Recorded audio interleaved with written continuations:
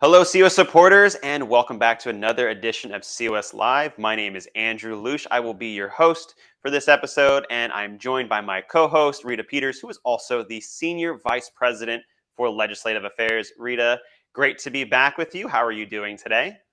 I'm doing great. I'm excited about our program. I can't wait for our viewers to see the videos that we're going to show today. And, if you're out there watching us, drop us a note, drop us a comment, let us know where you're tuning in from. It helps us to be able to feel connected to our audience.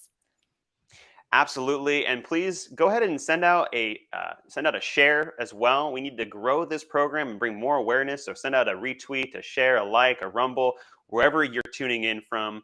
This is a secret weapon that was gifted to we the people, and it's time that we use it. We just got to make it aware to more people. So send this out on social media. It's one of the ways that we help bring awareness and grow this program. So we got a great show lined up, Rita. We're going to be talking about some legislators who are statesmen in the modern era. I can't wait to talk about that because right now we feel like there's not many statesmen out there. They're hard to find, but really the truth is there are statesmen. They're typically in your state legislature though, and the media and many other people don't pay attention to them because they don't have the same elevation, I guess you could say, that maybe people in Congress have, but they are just as much statesmen as anyone else. So we're going to be rolling through a few different videos that we have of some of the great COS supporters and statesmen from 2022 on doing floor debates in favor of our COS resolution. So what does peaceful revolution look like? We're also going to show you some of the latest photos from across the country, showing you vast grassroots army engaged in the fight for liberty, attempting to reclaim self-governance in America. But before we get to both of those, we have our Article 5 trivia giveaway with COS Vice President Mike Ruthenberg. Mike, over to you.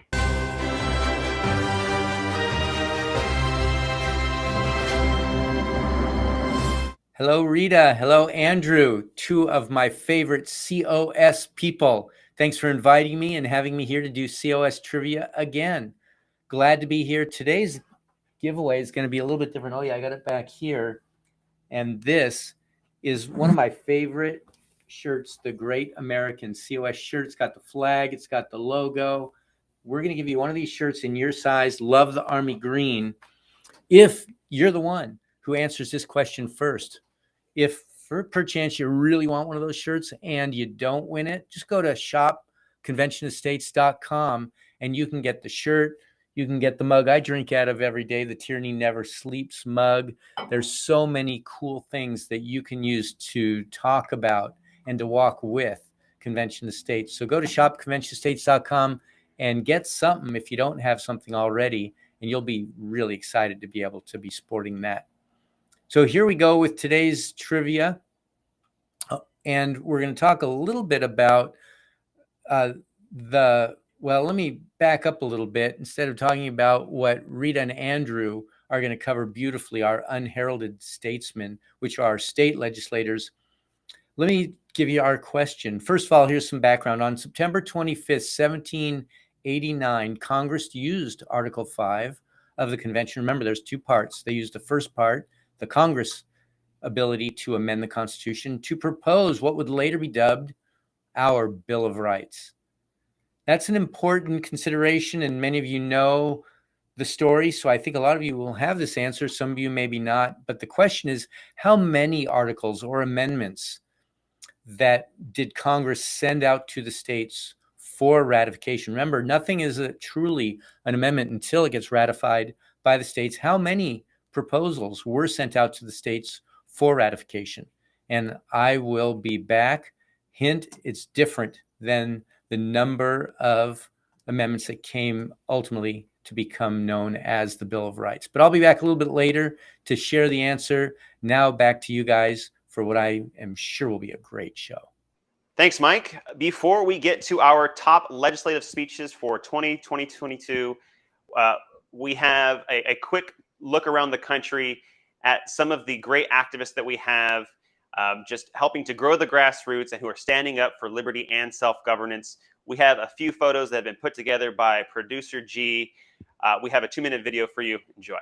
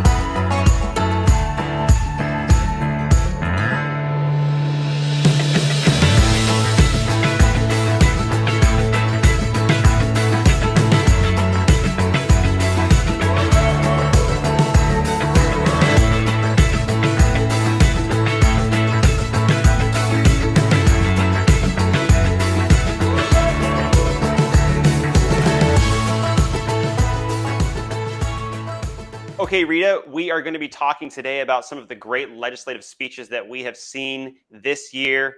We're going to be walking through why these people are statesmen and how they have really helped the COS cause and how they are helping, how they're really statesmen in this fight for liberty. Again, the COS resolution is so important. It calls for restraining the federal government. There's 3 subject matters that is part of our resolution. It's restraining Congress's ability to spend, limiting the terms of office, and putting Congress back in that, putting the federal government back in that constitutional box that it was supposed to be in, and giving power back to the states and we the people.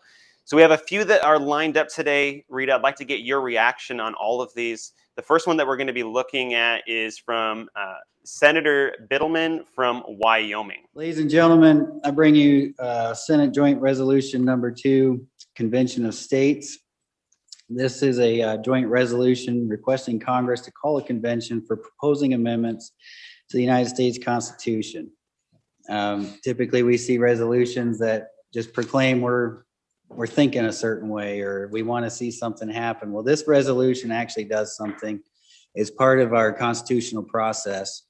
There are 2 ways we can amend the Constitution of the United States under Article 5. Every way we've done it so far, all 27 amendments have been through Congress. Article 5 also provides another avenue for the very situation we find ourselves in right now.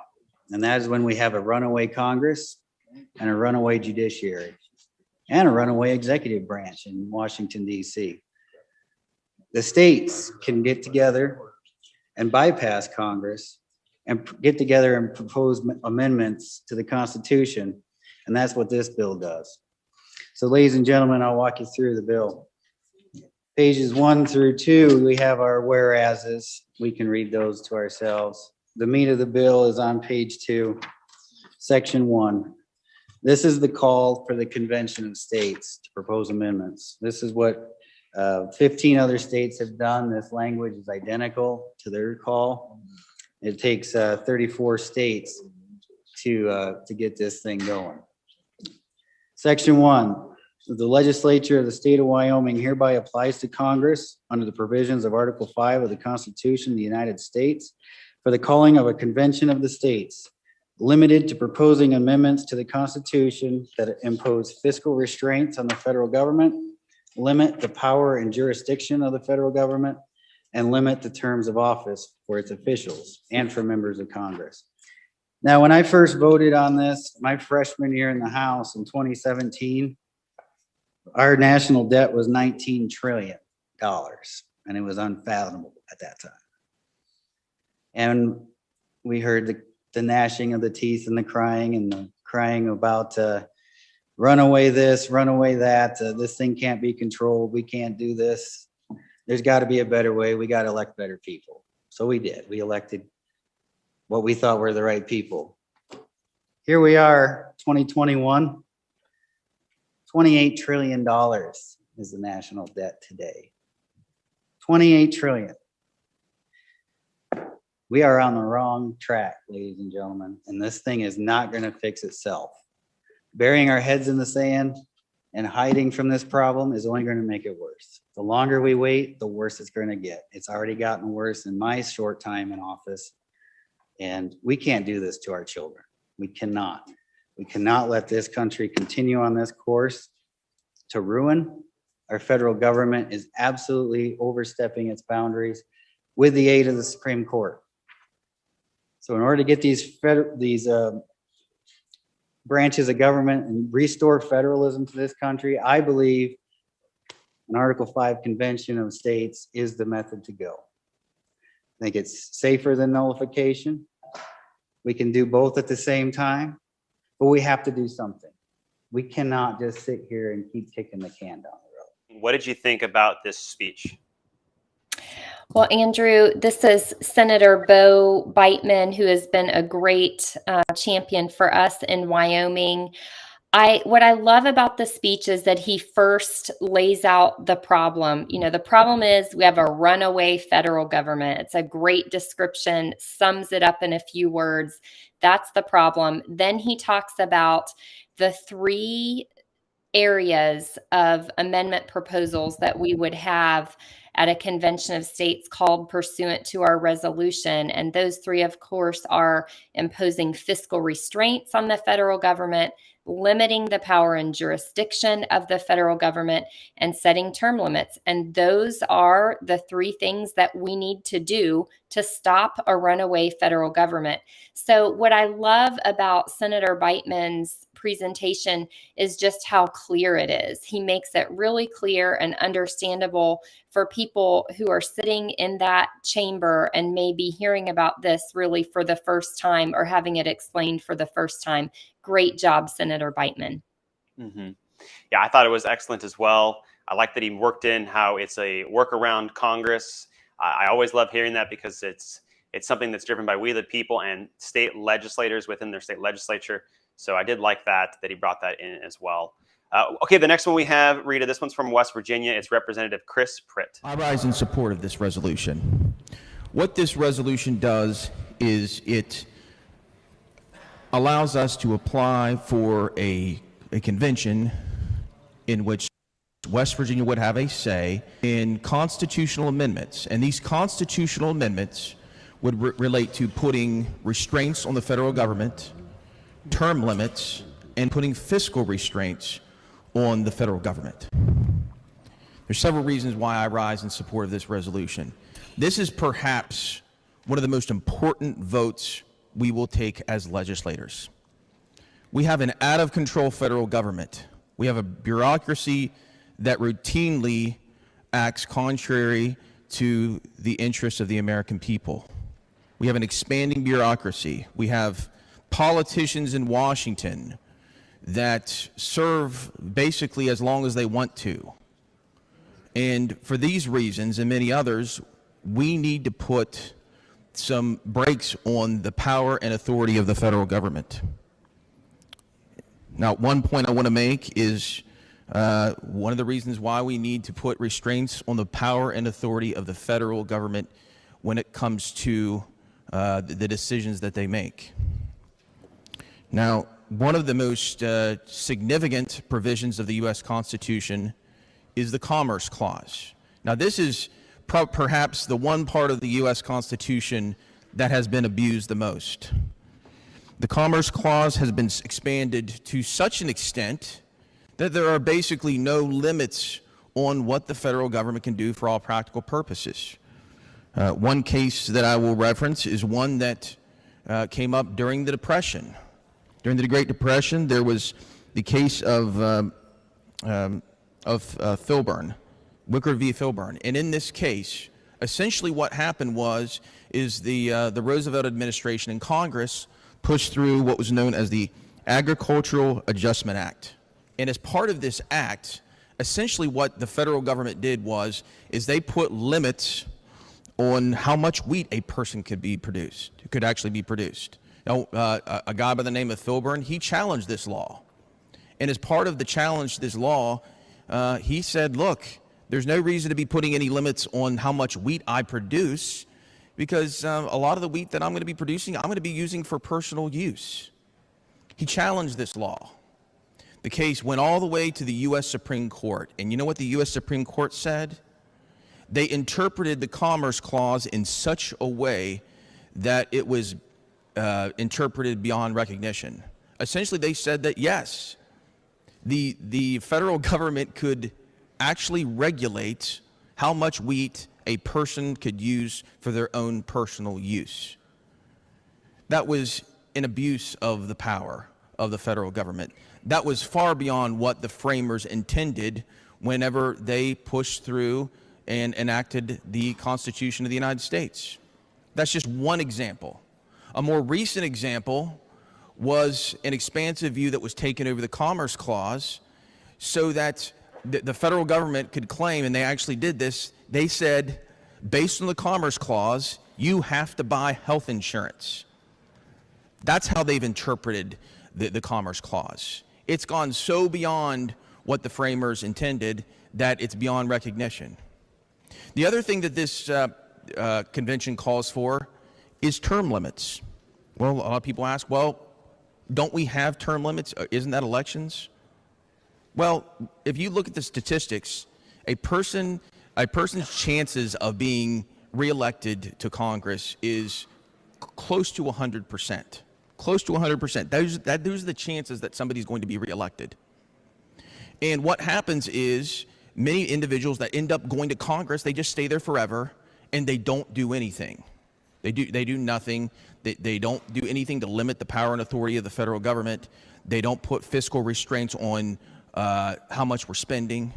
And that's the other thing that we need to be addressing. And that's the other thing that this proposed resolution does. It puts restraints on how much we are spending. It allows us to propose an amendment to the Constitution that will put actual restraints on how much we are spending. Right now, the federal budget is such that 9% of everything we spend goes towards financing our debt. That's going to continue going into the future if we don't do something. The folks in Washington have done nothing to put a curb on spending. They haven't done anything, and they've just borrowed and borrowed against our children. And we have to put a limitation on this. This is our chance to put a proper check on the power and authority of the federal government. And the other concern that I've heard about this proposed convention is the idea that there aren't going to be any kind of proper checks on it. Well, there are proper checks on it. The proper check is the people of West Virginia and all the other states out there that have shared values with us. And I just want to be clear with this. For any kind of amendment that gets through this convention to be passed, it has to be approved by 3/4 of the states. So that means a majority of states that are similarly situated and have similar values to West Virginia are going to have to approve any kind of amendments. 3/4. That means the vast majority of the states that voted for Donald Trump would have to approve of any kind of proposed amendments. That's a sufficient check. And if beyond that, the other check that we have is the fact that the call of what this convention would be all about is right in front of you. The purpose of this proposed convention is to impose fiscal restraints, limit the power and authority and jurisdiction of the federal government, and to impose term limits. This is an incredibly important piece of legislation. Right now, we are at 17 states. 17 states out there have already passed this. If we pass this, we're going to be the 18th state.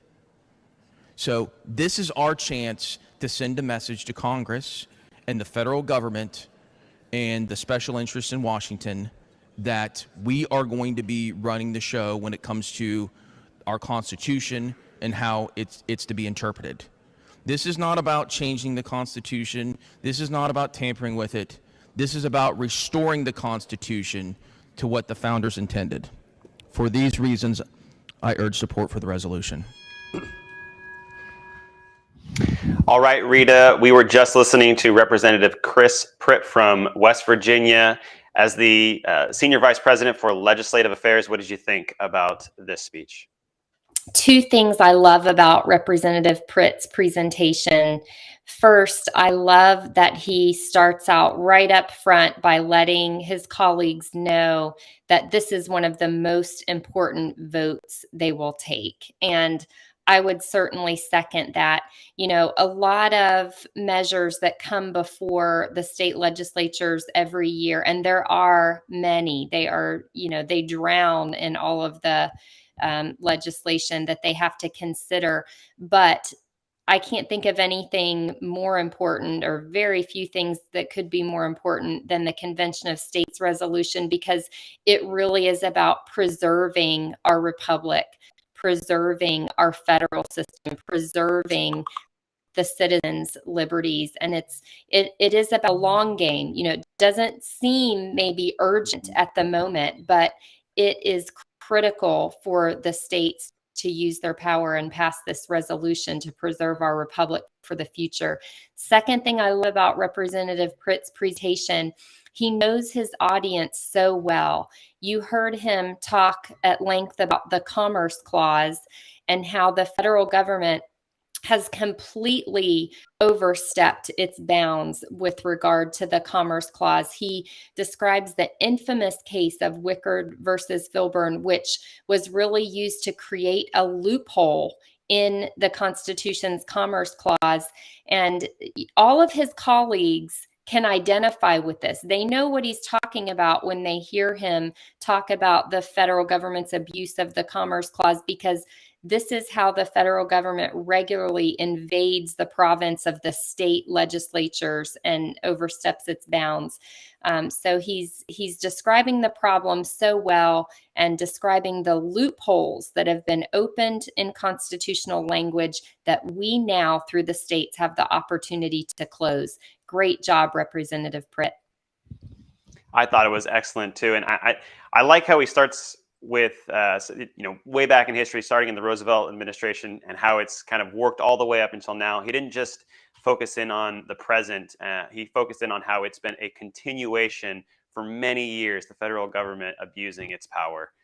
All right, the next one we have is Representative Bill Taylor from South Carolina. In my view, it's one of the most important pieces of legislation you'll ever entertain, because we are at a crisis point in this country. We didn't get here just in the last few years. We got here over the last many decades. Washington is bloated, out of control, and we have the right and the ability, thanks to the Constitution and our founders in Article 5, to put a stop to it. It's the legal and lawful way to go about all of this. So, and no lecture on federalism, but we state legislators and state legislatures are supposed to be the ones that are most powerful. We gave birth to the federal government. We are the parent, they are the child. And it's gotten turned around and upside down, and they're out of control, and they don't seem to want to control themselves. This isn't a red and blue issue, as some people like to make it out to be. It's a red, white, and blue issue. This isn't about Republicans and Democrats. They're all guilty up there. They're all guilty of doing all of these things to expand the federal government and encroach upon our liberty. One of the things you may hear, and about the only thing the opposition can come up with is, well, we don't want a con, as they like to call it, that's their made-up term. We don't like that because you're going to tear up the Second Amendment. You're going to do all of these things. Well, that's just all these nonsense. If you will, an amending convention of the states can only propose amendments to the Constitution. Propose it. We have a constitutional convention underway right now. It's called Congress. On an average session, they'll have 75 different proposed amendments. Well, none of them gets any real traction. But the math is on the side. So if a convention of states can only offer and propose amendments once we have 34 states and Congress calls this, then it takes 38 states to ratify. We couldn't even ratify the ERA. So here's the math that I kind of like. If you have 38 states, that's 76 legislative bodies that have to agree. The House and the Senate, except for one, unicameral, but 76. That's a high jump bar. Heck, we can't even find agreement around this joint on a lot of things that are very important to us. So 76 legislative bodies in this nation have to come together and say they agree without amending anything. So I think that's the ultimate safety valve. In other words, 13 states have veto power over anything that would be proposed. And I don't foresee anything nutty coming out of a proposed amendments out of a convention like this. So I have no fears because the math is on our side. Again, I just look at us. We have a hard time agreeing on stuff right here. So let alone 76 different legislative bodies. I would hope that you would, I know you know a lot about this, carefully consider it and pass and move this forward. We did it in the House. It took 7 years to get this bill through the House of Representatives. Hopefully it won't take 7 years in your side, your body. All right, Rita, that was Representative Bill Taylor. What did you think? Well, first of all, let me note that South Carolina got it done this year, just like West Virginia did. I should have noted that in the previous section. Couple of comments about this. First of all, I love the fact that he points out at the beginning, the states are supposed to be more powerful than the federal government. It was the states that created the federal government in the first place. He's highlighting the fact that what we have, as you've said before, Andrew, is a structural problem. It's not just a personnel problem. It's a structural problem. The lion's share of policy making was always meant to be done at the state level, not in Washington, D.C. And we need to fix that. Convention of States is the way to fix it. I also love that he points out that this is not a red thing or a blue thing. Both parties are equally guilty when they're in control in DC of making a mess of things, overspending, overstepping their constitutional bounds. So it's a problem that is not fixed by putting one party or the other in Congress. And finally, I love Representative Taylor's very logical, rational response to the arguments of those who are against using Article 5 because they're afraid, there's going to be a runaway or we're going to throw out the Second Amendment. Well, Representative Taylor very calmly and succinctly points out why, that's just kind of ridiculous. What did you think, Andrew? I agree with you on all of those topics. And I really like how he calls the states the parents and he calls the federal government the child. And it just kind of, it brings it down to a very relatable level because as we heard, Representative Bill Taylor, he's a very eloquent and he's a very statesman-like person, but he's also able to bring it down to just kind of a relatable issue. States are the parents and the federal government is the child and the child is out of control and it's up to the parents. It's their responsibility to be good parents and bring the federal government back into control. So I did like that part. Again, everything he's just got a very calm, measured way of speaking. I love listening to Representative Bill Taylor. I thought it was very excellent. We have one last one, Rita. We have Senator Steve Holleran from Nebraska. For the Nebraska State Legislature's consideration, I am proposing adopting LR 14, which calls for the state of Nebraska to call for a limited Article 5 Convention of States, which would discuss and potentially propose amendments to the U.S. Constitution. This call will be limited to the following areas. 1, impose fiscal restraints on the federal government. 2, limit the power and jurisdiction of the federal government. And 3, limit the terms of office for individuals, officials, and members of Congress. For those of you familiar with Article 5 in our national Constitution, 2/3 of the states, that's 34 states, will be required to call with matching resolutions to LR 14 to successfully meet the constitutional requirements to convene a convention of states. 15 state legislators have thus far called for utilizing the opportunity the constitutional authors purposely vested in the states to call for a convention through adoption of resolutions identical to LR 14. And an additional 26 states have this call for a convention under consideration. Bear in mind, for any proposed amendments resulting from a convention of states to officially become an amendment to our Constitution, it would be necessary for 3/4 of the states, that's 38 states, to ratify said proposed amendments. Only after reaching that high threshold of 3/4 approval by states will it become an amendment to our Constitution. To set the tone for this conversation, I wish to make it perfectly clear that neither Congress nor a convention of states can amend the U.S. Constitution. Let me repeat that. Neither Congress or a convention of states can amend the U.S. Constitution. Article 5 makes that abundantly clear. That is a fact. Both Congress and the Convention of States have only the constitutional authority to propose amendments. Put in other words, both are merely suggestion boxes, with only the authority to suggest or propose amendments. Nothing more, nothing less. That is a fact. The framers of the Constitution made it abundantly clear that only after a proposed amendment was ratified by 3/4 of the states would it officially be an amendment to our Constitution. Only the states ultimately have the constitutional authority to add an amendment through the ratification process. Congress cannot do it by itself. A convention of states cannot do it by itself. The states have to ratify it. So when opponents of LR 14 express fear of a runaway convention, they are making a misguided and misleading argument against a convention of states. Because a convention of states cannot amend, they can only propose amendments. The states must ratify.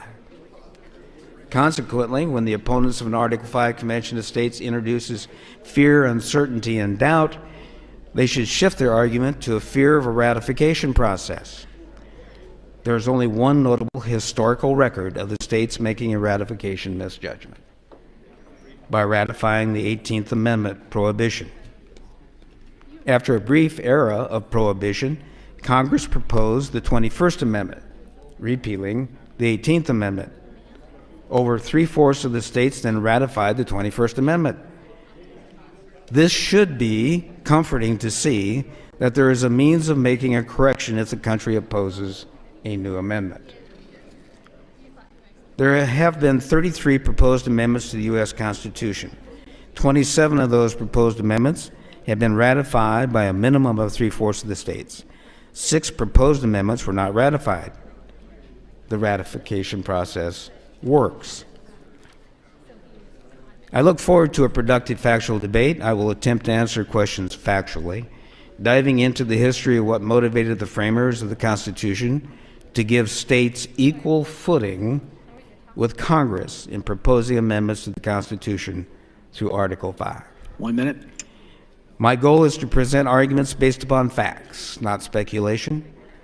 A friend of mine recently introduced to me a new acronym, FUD. For the transcribers, that's F-U-B. Excuse me, F-U-D. I fubbed up. Which stands for fear, uncertainty, and doubt. He explained to me that people who have few or no facts to defend their argument will instead introduce FUD, fear, uncertainty, and doubt. I would prefer those who wish to oppose LR 14 to also debate with facts and not present arguments based upon hypothetical speculation of what might or might not happen in the Convention of States is called. In closing, Congress needs to have a constitutional guardrails to keep our spiraling debt in balance with our economy's ability to pay for it. Colleagues, I ask for your support of LR 14. Thank you, Mr. President. Rita, we were just listening to Senator Steve Halloran from Nebraska, another state that passed a COS resolution. What did you think of his speech? I thought it was masterful, Andrew. I particularly loved the part where he says, neither Congress nor a convention can amend the Constitution. And, as everyone's ears are perking up, like, what? I thought that's what this was all about, amending the Constitution. He says it again. Neither Congress nor a convention can amend the Constitution. What? And then he explains under Article 5, all that Congress can do, all that a convention of states can do is propose amendments. And then the states ultimately decide through the ratification process.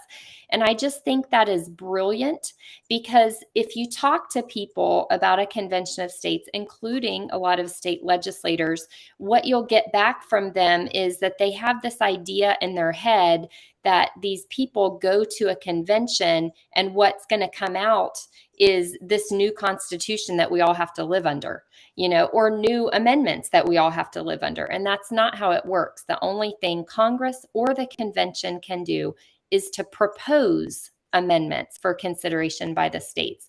I want to say one other thing about Senator Halloran, and he is just a champion, as all these legislators have been for years, for Convention of States. But Senator Halloran, I know, having worked directly with Nebraska, he really put it all on the line for Convention of States. Over the course of a couple of years, he used a lot of his own political capital in order to get Convention of States prioritized. And, we don't have time right now to go through everything that he did procedurally that ended up in the passage of our resolution in Nebraska.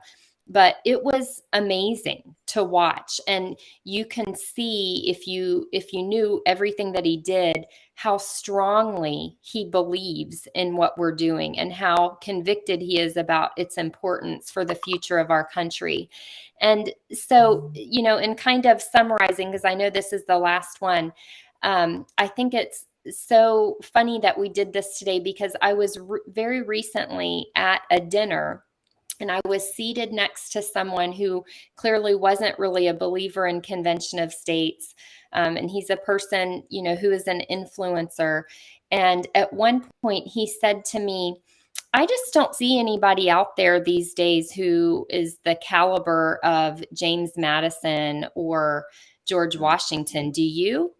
And I looked him dead in the eye, Andrew, and I said, yes, actually I do. I see them and work with them all the time. And it is absolutely true. So for everyone watching, I want you to know that there are real statesmen out there still. They are in your state legislatures. You can find them. There are people out there who are ready to stand on principle and do what needs to be done to restore our republic. So I just want you to be encouraged by that. Andrew, final thoughts from you? Yeah, so I did love how he talked about Congress and Convention of States can't amend, and then he called it a suggestion box. I love how that language, saying it's a suggestion box, because what's so scary about a suggestion box? And so, like you said, it was masterful how he brought in these different examples to kind of take away the fear of calling a convention. And I thought it was just really done really well. He also brought up the Prohibition Amendment and how that was a bad amendment, wasn't very good, and how it was able to get rescinded later on through the 21st Amendment. And so I liked how he really took away the fear by bringing up these various examples and really making it, I think, easy for his fellow legislators to sign on to this, to pass this resolution. So I did love that part. Rita, that every single legislator that we listened to, like you said, they're excellent, and their speeches were wonderful, and they are champions for our cause. They're champions for we the people, and they're champions for the process. And we love hearing from our champions. So with that, though, we're going to go to our Article 5 trivia giveaway answer with COS Vice President Mike Ruthenberg. Mike, back to you.